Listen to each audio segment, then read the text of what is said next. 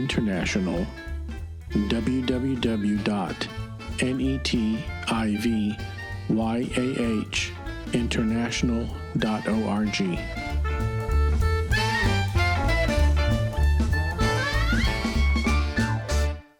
Shalom, my name is Joseph Shulam, and together with Brad TV, we are recording the weekly portion from the Torah, from the 5 books of Moses that is read in all the synagogues around the world. And the last portion that we talked about together is when Joseph is sold as a slave to the house of Potiphar, one of the Pharaoh's servants. And he does a great job in the house of Potiphar. He is the economist. In other words, he is the manager of all of Potiphar's household. Potiphar's wife tries to seduce Joseph. Joseph is not seductible. He runs away from her.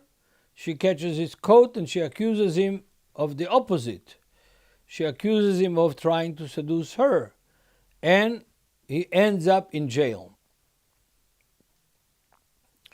I'm going to stop here for a minute and do something general that is very important for our understanding of all the biblical stories, but especially the stories of Joseph. One of the great motifs for novels, for movies, for theater, for opera, for all of human endeavors is the motif was from rags to riches, and the opposite, from riches to rags. The story of Joseph is full of these two motifs. It starts from riches to rags. Joseph, whose father loves him and he gives him the coat of many colors, above his brothers, especially loves him. He goes from being loved to being hated by his brothers. Being sold as a slave. And now he's in the house of Potiphar. He's accused by the wife of Potiphar of trying to seduce her, and he ends up in an Egyptian jail. And here we arrive to the portion that is called Miketz. It's translated, and it came to pass by the New King James Version. And we're talking about Genesis 41 from verse 1 to 44 verse 17. That's the Torah portion. The parallel portion that is read in the synagogues from the prophets is 1 Kings chapter 3 verse 15 to chapter 4 verse 1. And we read also from the New Testament from 1 Corinthians chapter 2 verse 1 through 5. But let's go back to the beginning of our Torah portion. Genesis 41 verse 1. And it came to pass at the end of 2 full years that Pharaoh had a dream. 2 full years from what? 2 full years from the time that Joseph was sent to jail. And he's in jail. 2 years later, Pharaoh has a dream. And he stands by the Nile. The King James Version says the river. The river, when you're talking about Egypt, is always one river. Because Egypt essentially has one great river. One of the greatest rivers in the world. The Nile. And Pharaoh stands by the Nile. The Nile is also one of Egypt's gods. It's not only a river. It's one of Egypt's gods that provides life, sustenance, fertility to all of Egypt. Goes from the south of Egypt all the way to the north of Egypt to the Mediterranean. It's the lifeline of Egypt.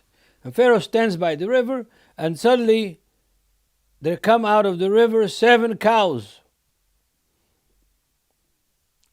Fine looking and fat cows. They were fed well in the meadows around the Nile River. Then behold, 7 other cows come out of the river, ugly, skinny, malfed, and they stood by the other cows, by the fat and fertile and well-fed cows on the bank of the river. The ugly and skinny cows ate up the 7 fine-looking cows, the fat cows, and then Pharaoh awakes.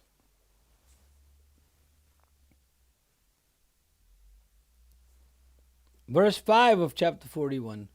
He slept and dreamed a second time, and suddenly 7 heads of grain, sheaves, come up in one stalk, plump and good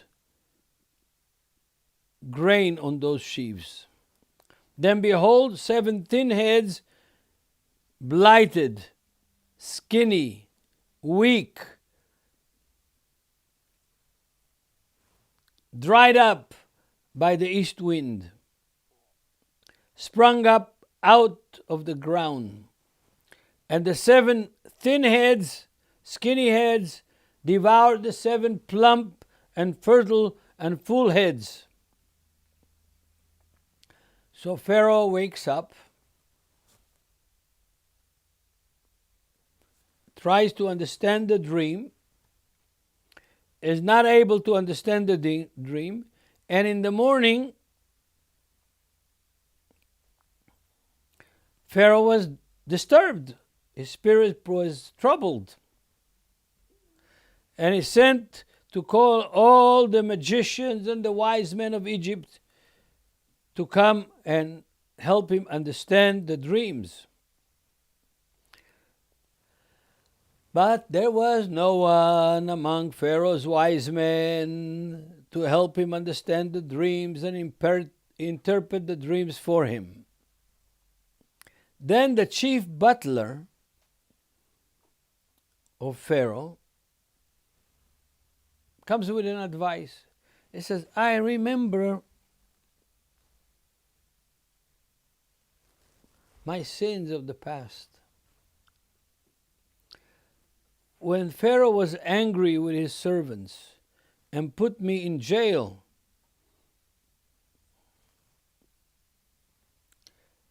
in the house of the captain of the guard, both me and the chief baker, and each of us had a dream one night. He, the chief baker, and I, according to the interpretation of his own dream. In other words, we couldn't understand our own dream. We had our own interpretation, but it wasn't authoritative interpretation. Now there was a young Hebrew man with us in jail. And that Hebrew man became a servant of the captain of the jail. In other words, he was not only in prison, but he got somehow in charge of certain aspects of the prison and the prisoners. And we told him our dreams, and he interpreted our dreams. Each man, he interpreted according to his own dream. And it came to pass, just as he interpreted to us our dreams, whatever he said would happen, happened. He restored me to my office, and he hanged my fellow prisoner, the other guy that had the dreams. Both of them were Pharaoh's servants. Well, Pharaoh heard the recommendation of one of his servants about this prisoner called Joseph, a Hebrew prisoner called Joseph. What would he do? Immediately he sent to get Joseph out of jail, out of the dungeon. King James calls it the dungeon. And of course, before the prisoner that was not shaved, not clean, not dressed right, would be taken before Pharaoh, they had to wash him and shave him and bring nice clothes to him and change him to be a much more honorable person that will go in front of Pharaoh to interpret Pharaoh's dream. And so Joseph is invited there before Pharaoh, is brought before Pharaoh, and he interprets Pharaoh's dreams. To make the long story short so that we can keep within the time frame, Joseph interprets, first, both dreams are the same. I want to tell you that this is a well-known fact in modern psychology of dreams, and it's also a biblical dream. People who have dreams in the Bible usually have the same dream in two variants that have the same meaning in the end. So Joseph interprets the dream for Pharaoh and says the the 7 fat cows are years of plenty, fertility. The land will produce richly. And then after that, there will come 7 lean years, drought. The land will not produce. Both dreams have the same meaning. The dreams of the cows and the dreams of the wheat sheaves have the same meaning.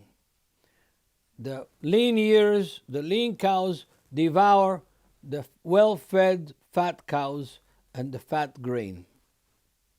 Again, the same motif that I started this teaching with, which is from rags to riches, and then from riches to rags. That's true with Joseph, but it's also true with Pharaoh and his dreams, and it will be true for all of Egypt. So Pharaoh asks his wise men and his magicians what to do, and it ends up with Joseph. Joseph comes and says what should be done, and Pharaoh on the spot nominates him, if I use modern political terminology, to be the prime minister of Egypt, to handle all the preparation during the 7 fat years in order to survive the 7 lean years. My mother used to not spend money very easily. She worked as a foreman in a factory, and she always would say, we have to save white money for black days. And that's Joseph's way of thinking. During the fat years, save, prepare for the lean years. I know that in modern world, the young generation don't think that way. They think that whatever I have, I'm going to enjoy it now. Who knows what's going to happen tomorrow? But that's not a wise way to live. Not according to the Torah, and I don't think that it's also according to the prophets, and not according to the teaching of the Yeshua. Yeah, we have to prepare for the worst and hope for the best. The teaching of Yeshua, the parable of Yeshua of the wise man and the stupid man, that the wise man built on the rock, on the mountain, up the hill, where it's hard to build, and the foolish man built on the sand, on the seashore. When the water came and the floods came, the house that was built on the sand, on a weak foundation, collapsed, but the house that was built with hard labor, more expensive work, up on the mountain, survived. And so you have the same paradigm here in this portion of Miketz. Joseph is appointed as prime minister of Egypt to prepare for the 7 lean years. And remember, Joseph didn't study engineering or economy. he had natural wisdom and divine guidance. I would say divine Holy Spirit guidance to become such a powerful man in Egypt. And everybody knew that Joseph was a Hebrew. Yes, he worked at the service of Pharaoh and he dressed like Egyptian, and his children looked like Egyptian. We'll see it further down in the book of Genesis, that Jacob doesn't recognize Joseph's children because they're dressed and have haircuts and they have the manners and the language of Egyptians. He married Osnat. When I was in kindergarten and in elementary school, we had a girl named Osnat in our class, but I never heard anybody in America name their daughter Osnat. But in Israel, there are still some Yemenites and Iraqi Jews, maybe Kurdi Jews, that they named their daughters Osnat because it was the wife of Joseph. So, the 7 fat years passed, and all of Egypt was networked with Joseph's plan, with storehouses for grain that will provide grain for the 7 years that there is drought in the land. Some archaeologists think that they found such storehouses. As somebody who studied archaeology, I've seen pictures. I don't know if it's real or not. Whatever it is, however, is very interesting that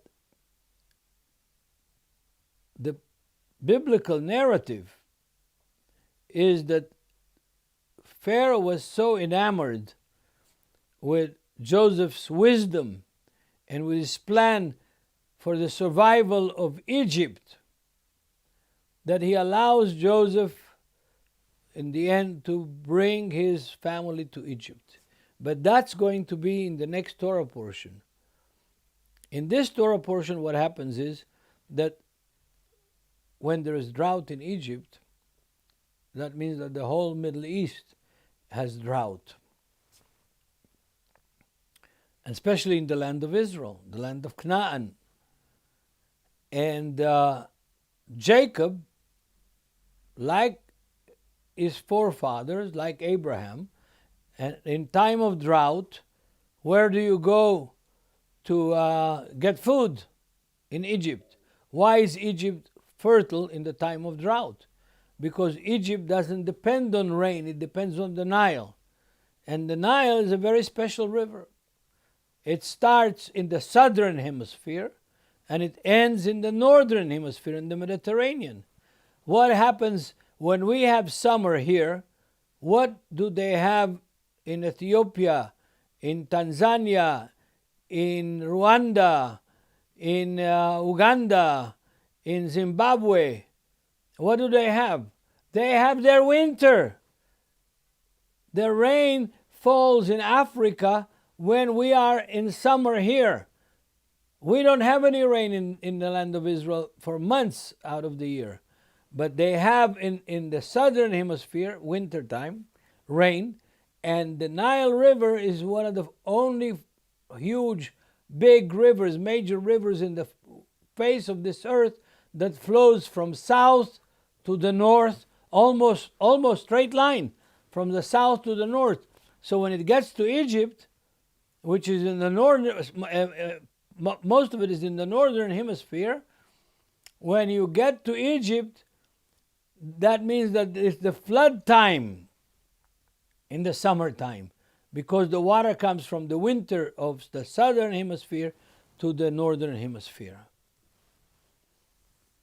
So when there is drought in the land of Canaan, people go down to Egypt to get their food from Egypt.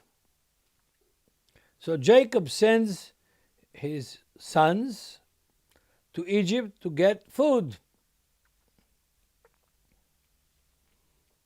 And Joseph, who is now next to Pharaoh in his status in Egypt, finds out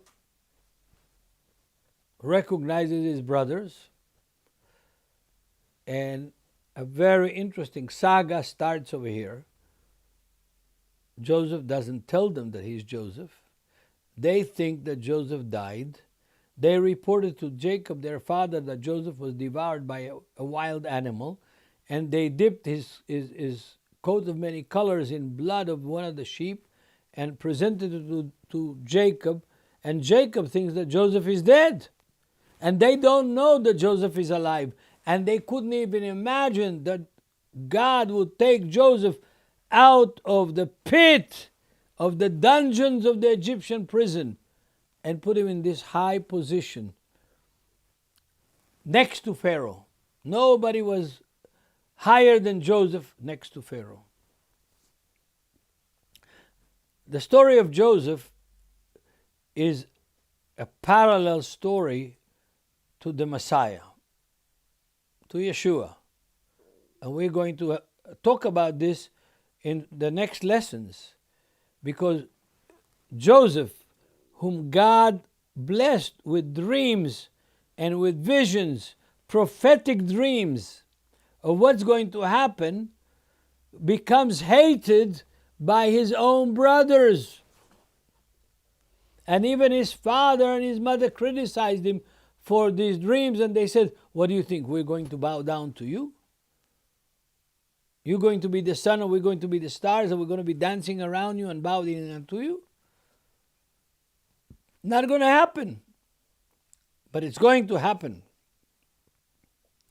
And Joseph, recognizing his brothers, interrogates them here in our portion of the week, questions them, asks about the father and his family, and they try to tell him the truth. Father is old and he's grieving for a son that he had but he lost. We are going to return to this story in the next week, in the next portion, which becomes a very, very big drama where Joseph finally breaks down in front of the brothers. And in a very dramatic and emotional scene, reveals to them, I am Joseph, your brother. That drama is one of the most dramatic moments in the whole Bible. Beside the cross of Yeshua being crucified in Jerusalem, the story of Joseph revealing himself to his brothers is the most dramatic story in the whole Bible. And we're going to do that in the next week's teaching. May God bless all of you. Read the Bible. Follow our portions by reading them. God bless all of you. Shalom from Jerusalem.